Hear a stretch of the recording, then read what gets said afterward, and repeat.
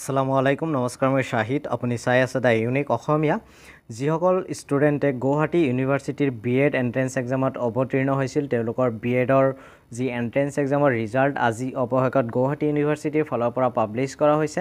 গতিকে এই মেৰিট লিষ্টখন আপোনালোকে কেনেকৈ ডাউনলোড কৰিব বা জিইউ বিএড সিইটি 2025 ৰ যি ৰিজাল্ট সেই ৰিজাল্টটো কেনেকৈ ডাউনলোড কৰিব সেই বিষয়ে আজিৰ এই ভিডিঅ'ত মই দেখুৱাম লগতে ইয়াতে কি নীতি নিৰ্দেশনা দিয়া হ'ল সেই বিষয়ে মই আজিৰ এই ভিডিঅ'ত আপোনালোকক জনাবলৈ গৈ আছোঁ গতিকে ভিডিঅ'ৰ মাজলৈ সবিশেষ আগবাঢ়ি যোৱাৰ আগতে মই আপোনালোকক অনুৰোধ জনাম যদি আপোনালোকে এতিয়ালৈকে মোৰ চেনেলটো ছাবস্ক্ৰাইব কৰা নাই তেতিয়াহ'লে এতিয়া মোৰ চেনেলটো ছাবস্ক্ৰাইব কৰি বেল আইকনটো প্ৰেছ কৰি ৰাখক যাতে মই আগলৈ এনেকুৱা ধৰণৰ ভিডিঅ' আপলোড কৰাৰ লগে লগে আপোনালোকে নটিফিকেশ্যন পাই যায় আৰু সৰ্বপ্ৰথমে মোৰ চেনেলৰ ভিডিঅ'বিলাক আপোনালোকে চাব পাৰে এতিয়া কোনো সময় নষ্ট নকৰাকৈ আজিৰ ভিডিঅ'টো আমি আৰম্ভ কৰোঁ প্ৰথমতে আপোনালোকে গুৱাহাটী ইউনিভাৰ্চিটিৰ অফিচিয়েল ৱেবছাইটলৈ আহিব লাগিব guwahati.ac.in যিটো লিংক আপোনালোকে ডেছক্ৰিপশ্যন বক্সত পাই যাব ইয়াতে অহাৰ পিছত আপোনালোকে এইটো স্ক্ৰীনত যেতিয়া আহিব ইয়াতে আপোনাৰ এডমিশ্যনৰ যি পৰ্টেল থাকে সেই পৰ্টেলটো অপেন হ'ব বা সেইটো পৰ্টেলত নগৈ আপোনালোকে যদি সাৰ্চ কৰে admissions.guwahati.ac.in আপোনালোকে স্ক্ৰীনত দেখা পাইছে admissions.guwahati.ac.in লিখি সাৰ্চ দিলে এইটো পৰ্টেল ফুল খাব ইয়াতে যদি আপোনালোকে স্ক্ৰল ডাউন কৰি তললৈ আহে তেতিয়াহ'লে ইয়াতে আপোনালোকে দেখা পাব বিএড এডমিশ্যন 2025-26 ৰ যি প্ৰভিজনাল মেৰিট লিষ্ট সেই মেৰিট লিষ্টটো ইয়াতে দেখা পাব provisional merit list of GU B Ed CET 2025 ইয়াতে ক্লিক কৰিলে আপোনালোকৰ যি মেৰিট লিষ্ট সেই মেৰিট লিষ্টটো আপোনালোকে ডাউনলোড কৰিব পাৰিব বা চাব পাৰিব এইটো আপোনালোকে স্ক্ৰীনত দেখা পাইছে মেৰিট লিষ্টখন গতিকে এই মেৰিট লিষ্টত কিছু নীতি নিৰ্দেশনা দিয়া আছে আৰু তলতে আপোনালোকে নামবিলাক চাই ল'ব পাৰিব গতিকে এনেকৈ ডাউনলোড কৰি আপোনালোকে চাব গতিকে এতিয়া চাওক আপোনালোকে যে এই মেৰিট লিষ্টত কি কথা কোৱা হৈছে সেইখিনি কথা মই এতিয়া আপোনালোকৰ লগত ডিসকাস কৰোঁ গতিকে যাতে যিসকল কেণ্ডিডেটে বিএডৰ এন্ট্ৰেন্স এক্সামত বহিছিল তেওঁলোকৰ যাতে উপকৃত হয় গতিকে ভিডিঅ'টো বিশেষ যদি জানিব খোজে ইয়াতে কি নীতি নিৰ্দেশনা দিয়া আছে সেইখিনি চাব খোজে তেতিয়াহ'লে ভিডিঅ'টো আপোনালোকে স্কিপ নকৰাকৈ চাই থাকক ইয়াতে চাওক ডেট হৈছে 1 আগষ্ট 2025 ইয়াতে লিখিছে provisional merit list of GU B Ed CET 2025 তাৰ পিছত এক নম্বৰত লিখিছে the following is the provisional integrated merit rank list of students who have appeared in the GU BEd CET 2025 for BEd program 2025-26 session তাৰ পিছত লিখিছে তাৰমানে ইয়াতে কৈছে এইখনে হল প্ৰভিজনাল মেৰিট লিষ্ট যিসকল কেণ্ডিডেটে বিএড এন্ট্ৰেন্স এক্সামত বহিছিল তেওঁলোকৰ বাবে তাৰ পিছত ইয়াতে কোৱা হৈছে যে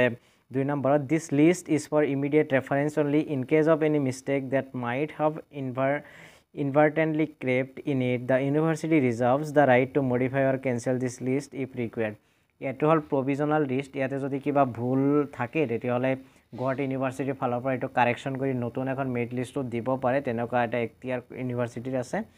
নাম্বাৰ 3 ত কৈছে merely appearing in the entrance test doesn't automatically confer any right to the candidate for admission to the program যদিও এই লিষ্টত নাম থাকে হেতুই আপোনাক নবুজাই দে আপুনি কনফাৰ্ম আপুনি গুৱাহাটী ইউনিভাৰ্চিটিত সিট পাবই গতিকে হেতু কনফাৰ্ম নহয় just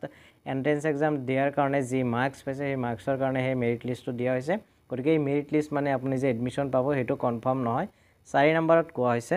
candidates may apply for photocopy of OMR sheet by paying ₹500 through SBI Collect other option of Guwahati University which is also available in the website of GU on or before 5th August 2025. Applications including RTI will not be accepted after 5th August 2025. Documents to be submitted along with the applications in hard copy to the office of the academic registrar as follows. অৰ্থাৎ যিসকল কেণ্ডিডেটে ভাবে যে তেওঁলোকৰ যি entrance দিছিলে সেই এন্ট্ৰেন্সৰ marks কম হৈছে বা আপোনালোকে যদি আপোনাৰ OMR খন চাব খোজে তেতিয়াহ'লে আপোনালোকে SBI কালেক্টত গুৱাহাটী ইউনিভাৰ্চিটিৰ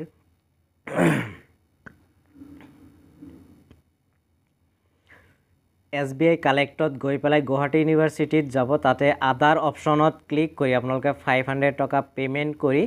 তাৰ পিছত ইয়াৰে যি ডকুমেন্টস ওলাব সেই হাৰ্ড কপি বিলাক আপোনালোকে গুৱাহাটী ইউনিভাৰ্চিটিৰ একাডেমিক ৰেজিষ্ট্ৰাৰৰ অফিচত জমা দিব লাগিব লগতে কি দিব লাগিব হেতু ইয়াতে কোৱা হৈছে আপুনি লগত দিব লাগিব বিএড এন্ট্ৰেন্স এক্সামৰ এডমিট কাৰ্ড তাৰ পিছত আপোনালোকে বিএডৰ এন্ট্ৰেন্সৰ কাৰণে যেটো ফিজ পেমেন্ট কৰিছিল 2000 रुपीस সেই ফিজ পেমেন্ট কৰা 2000 रुपीसৰ যি ৰিসিপ্ট সেই ৰিসিপ্ট দিব লাগিব তাৰ পিছত আপোনালোক 500 টকা পেমেন্ট কৰিলে অনলাইনত হেতু ৰিসিপ্ট দিব লাগিব লগতে অনলাইন এপ্লাই কৰাৰ ফৰ্মটো প্ৰিন্ট আউট কৰি জমা দিলে আপোনালোকে আপোনালোকৰ OMS sheetৰ xerox copy আপোনালোকে পাই যাব নাইবা RTI কৰিলে এইখিনি দিব লাগিব তাৰ পিছত 5 নম্বৰত কোৱা হৈছে যে যিবিলাক এফিলিয়েটেড B.Ed কলেজ আছে সেই এফিলিয়েটেড B.Ed কলেজ বিলাকে তেওঁলোকৰ এডমিশন প্ৰসেসটো আৰম্ভ কৰিব আৰু এডমিশন হ'ব এইটো মেৰিট লিষ্টৰ ওপৰত ভিত্তি কৰি এডমিশন হ'ব তাৰ পিছত ইয়াৰে কৈছে candidate shall have to directly apply to the recognized B.Ed colleges institutes for admission যিসকলে এডমিশনৰ কাৰণে ৰৈ আছে তেওঁলোকে এইখন পাৰ্টিকুলাৰ কলেজত কোনোবা এখন কলেজত যদি এডমিশন ল'ব খোজে সেই কলেজত গৈ পেলাই আপোনালোকে অনলাইন এপ্লাই কৰিব লাগিব বা অফলাইন এপ্লাই কৰিব লাগিব গতিকে এইখিনি নিৰ্দেশনা দিয়া আছিল তাৰ পিছত ইয়াতে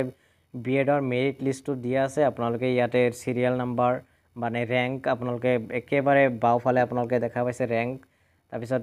ইয়াতে serial number roll number name gender category age correct marks wrong marks মানে কিমানটা শুদ্ধ প্ৰশ্নত কিমান নম্বৰ পালে ভুল কিমান গল টোটাল কিমান পালে আপোনালোকে ৰেংক কিমান এই গোটেইবিলাক বস্তু আপোনালোকৰ দিয়া আছে গতিকে আপোনালোকে আশা কৰিছো মেৰিট লিষ্টটো পাইছে গতিকে আজিৰ ভিডিওটো মানে ভিডিওটো আশা কৰিছো আপোনালোকে ভাল পাইছে যদি ভিডিওটো